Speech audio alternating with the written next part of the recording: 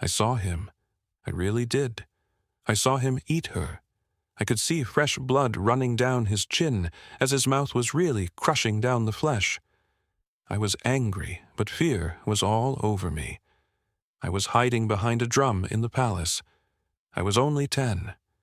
Since then, I've never slept well again. That king was not just wicked. He was worse than a cannibal. His name was King Oshati. He was the biggest man I had ever seen. His stomach looked like a basket full of the local and well-known fufu. His cheeks always had oil on them. He had 100 wives, maybe more. But the worst part, he ate the first daughter of every family in the kingdom. If your first child was a girl, she was taken. No one ever saw the girls again. Only bones were thrown out at the back of the palace. One night, we had a scream. My cousin Uju had just turned 3. Her mother cried all day that night. Palace guards came. They said it was the king's law. She kicked and screamed, but they took her. We watched from the window. That was the last time anyone saw you. My uncle never spoke again. Every moon cycle there was a feast in the palace. We saw smoke rise and heard drums, but we also heard something else like chewing, like crying, all mixed together. A man who walked in the kitchen once said the king ate meat that had no name. The next week, that man was found headless near the river. My mother was heavy with a child. We all prayed for a boy. My father even went to the shrine. But when the baby came, it was a girl. My heart dropped. We named her Afor. Papa hid her under the young barn. Mama fed her at night. We told everyone the baby died, but we were scared all the time.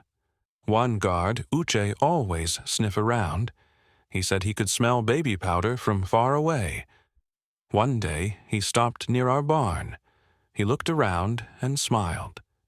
The next morning, he came back with 2 other guards. They searched our barn. They found Afor. Mama screamed. Papa begged. They didn't care. I followed them quietly. I hid behind the big drum inside the palace hall. That was when I saw it. The king sat on a high chair wearing nothing but wrappers. They brought Afor forward. She was crying. He laughed. He held a long spoon and a bow. I closed my eyes, but I still heard the sound, a bite, a scream, then silence. After that night, Papa changed. He sat outside every day staring into space. He didn't talk. He didn't eat. One morning, I found him hanging from the mango tree. Mama just covered her head and lay on the floor for 2 days. I thought she would die too. Some men in the village were angry. Their daughters were gone too.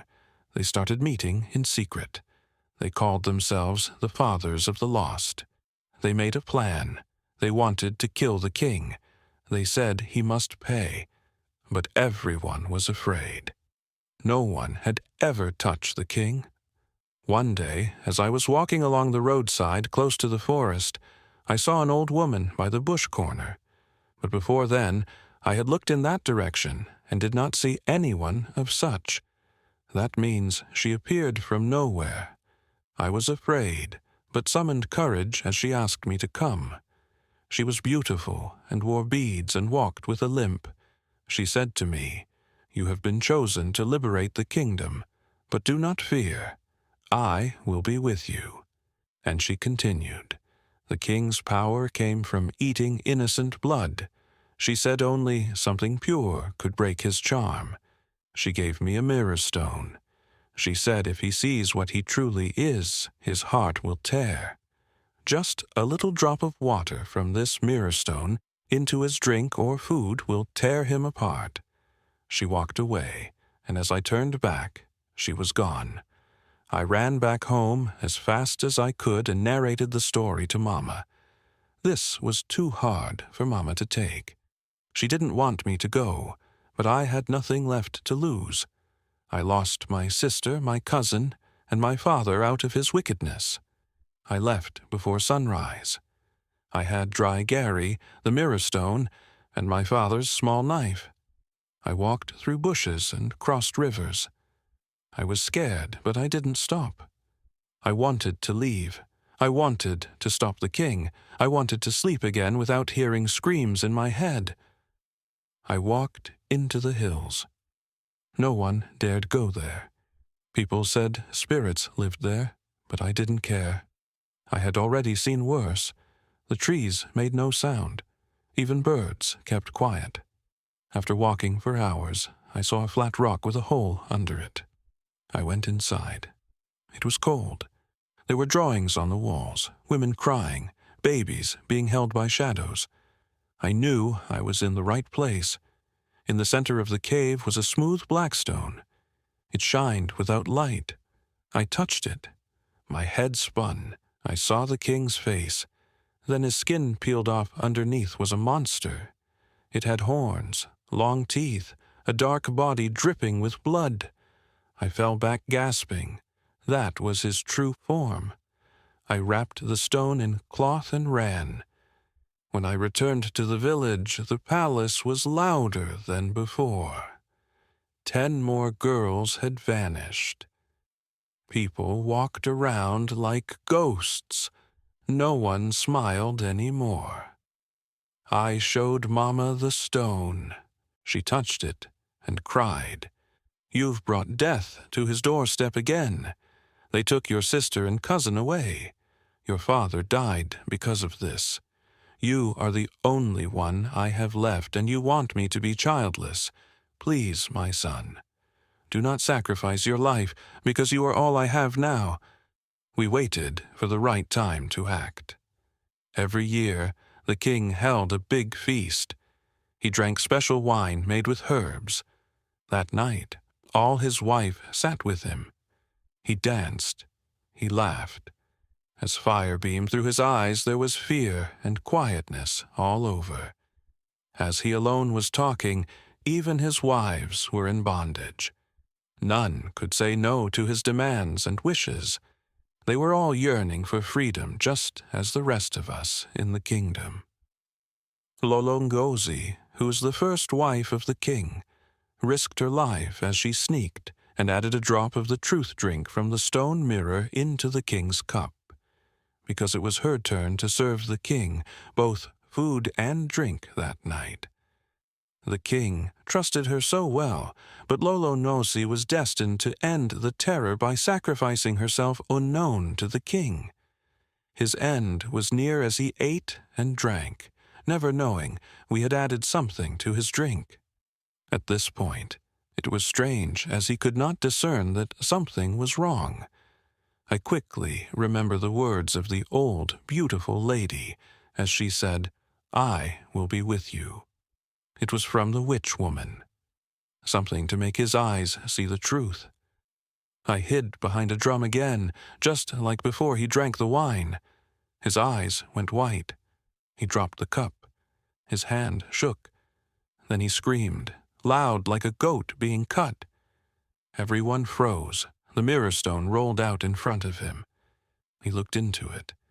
He saw his real face, and the monster inside him started to come out. His skin split open. Black smoke poured out. His wives ran. The guards ran. I stayed still as the monster rose from his belly. Tall, ugly, angry. It had wings. Its eyes were red fire. It looked at me. Then it looked at the stone, and it screamed again. The wall started to crack. I grabbed the stone and ran.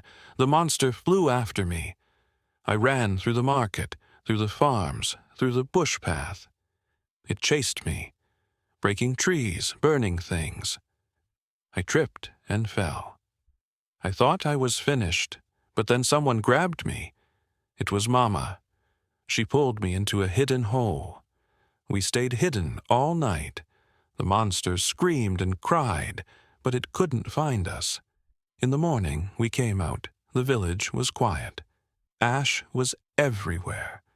Then we saw them little girls. Some had no eyes. Some had holes in their stomachs. They were ghost spirits of the eaten, and they were walking to the palace. They didn't speak, they didn't blink. They just walked one by one into the palace ruins. The monster screamed again, but they didn't stop. They walked through fire. When the last girl entered, the monster turned to smoke. Then the ground swallowed the palace. We went thereafter. No monster, knocking the justice crown sitting on the ground. It melted slowly, like butter in the sun. People gathered. No one spoke. We all knew the curse was broken, but we also knew we'd never be the same again. Lolongozi, the king's first wife, came forward. Her eyes were tired. Her body is thin. She said it made us all silent. We won't be silent again. She picked up the mirror stone and placed it in a shrine. Let it remind us, she said, of what silence can cause. The village elders met. They said there would be no more kings, no more thrones. We will choose leaders by voice, not blood.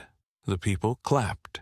They sang for the first time in years, but I didn't sing.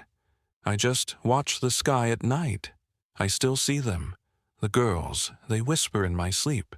They say thank you, but they also cry. They ask why it took so long. I don't have answers. I just listen. I cry with them. Mama started planting again. She made soup and shared it with neighbors. She even smiled a little. I hadn't seen that in years, but sometimes she stops and stares at the palace ruins. Then her smile fades. One day, I went back to the palace ruins. The drum I used to hide behind was still there, burnt, but broken. But it made a sound when the wind blew. I sat beside it, closed my eyes and said a prayer for Afor, for Uju and my father, for all the lost ones. A new family moved into the village. They had a baby girl, their first child. When people heard they didn't cry, they brought gifts, they danced. It felt strange but good. Like a curse had lifted, the blind oracle returned. He touched the ground where the king vanished. He said, "The evil is gone. But don't forget, don't ever forget." We know that we didn't need to be told twice. A hunter once said he found bones in the forest, big ones, fat ones, with good rings on the fingers. No one went to check. We believed him. We just left them there. Some things are better left untouched. I started talking to people, telling them what I saw, what I heard. Some cried. Some left the room, but I kept talking, because silence helped the king, and I refused to be silent. We started building again, a school, a clinic, a new shrine. The storm was placed in a glass box right in the center of the village. Kids ask about it. We tell them every time so they know what once happened here. We made a new festival, not for the king, but for the girls. We light candles, we sing songs, we call their names. Every year, more people join, even strangers. The memory spreads. People now call me the boy who broke the curse. I don't feel special. I just did what I had to do, but it feels good to know the screams are gone.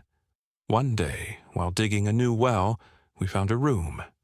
It was full of clothes, tiny shoes, hair, ribbons, dolls. We buried everything with honor. Then we poured water over the ground and said prayers. Uche, the guard who took Afor, returned. He looked sick, skinny, old. He asked for forgiveness. Mama didn't say a word, but she gave him water. That was enough. Now when something feels wrong, people speak up loud, fast. We don't wait. We don't hide. The fear is gone. The curse is gone, but the lesson remains. One morning I heard a little girl laughing, really laughing. I hadn't heard that sound in years. It filled the air. I looked out and smiled. Maybe we were really healing. At night, fireflies danced around the palace ruins. Some say they are the girls now free, now light.